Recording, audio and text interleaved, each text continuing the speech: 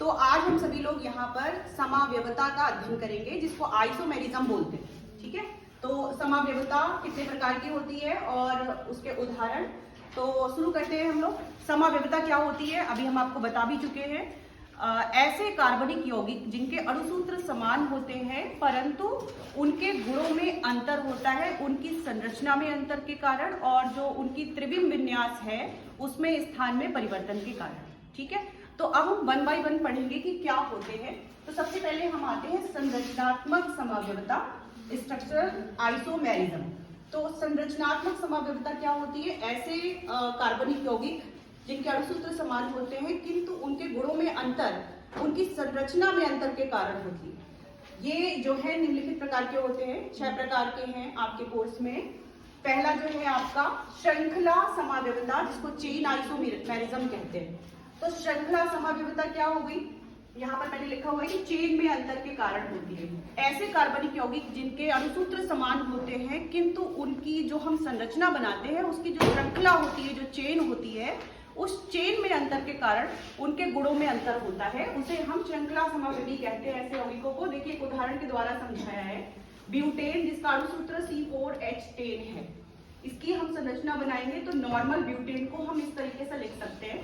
इसके बाद उसका दूसरा जो यौगिक बन रहा है आइसोब्यूटेन, जिसमें एक कार्बन जो है वो श्रृंखला इसकी बदल रही है, देखिए वो साइड चेन के रूप में कन्वर्ट हो जाता है। तो ये दोनों यौगिक ऐसे हैं जो आपस में श्रृंखला समावयवी है और इसका अणुसूत्र समान है और इस पूरे प्रक्रम को श्रृंखला समाव्यवता कहते हैं।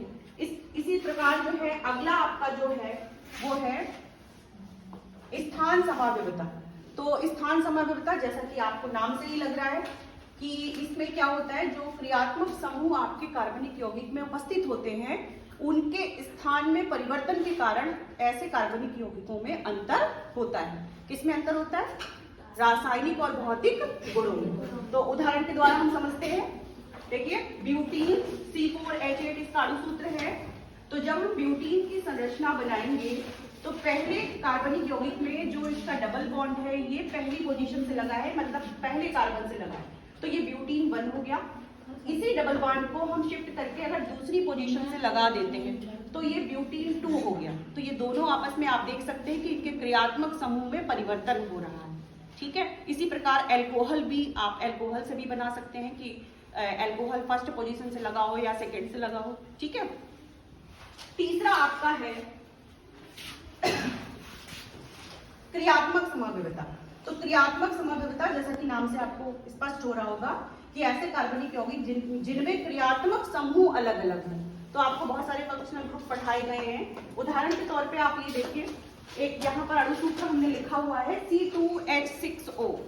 तो C2H6O, इसमें O उपस्थित है, यानी कि इसमें एक एल्कोहल क्रियात्मक समूह बन सकता है।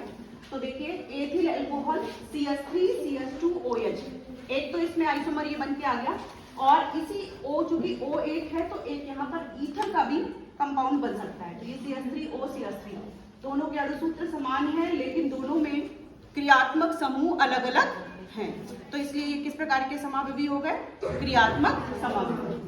अगला आपका आता है मध्याव्यवता, मेटामेरिज्म। तो इसमें क्या है बेटा, इसमें अणुसूत्र भी समान होते हैं, क्रियात्मक समूह भी समान होते हैं, दो चीजें समान होती हैं। लेकिन अंतर क्या होता है? अंतर ये होता है कि जो क्रियात्मक समूह उपस्थित है बीच में, उसके दोनों ओर कार्बन की जो संख्या होती है उसमें अंतर होता है। तो यहाँ देखिए ईथर है, ईथर के दोनों ओर एक तरफ 2 कार्बन है इधर और एक तरफ इधर 2 कार्बन है। दूसरा यौगिक इसी अणुसूत्र से बना है, इसमें कार्बन इधर एक तरफ 1 है CH3 और इधर कितने हो गए? 3 हो गए। तो आप देखिए दोनों यौगिक बदल गए, एक बन गया डाईएथिल ईथर और एक बन गया मेथिल प्रोपिल ईथर, जबकि दोनों के अणुसूत्र क्या है? समान। तो ये इस प्रकार ये आपका मध्याव्यवता का उदाहरण हो गया।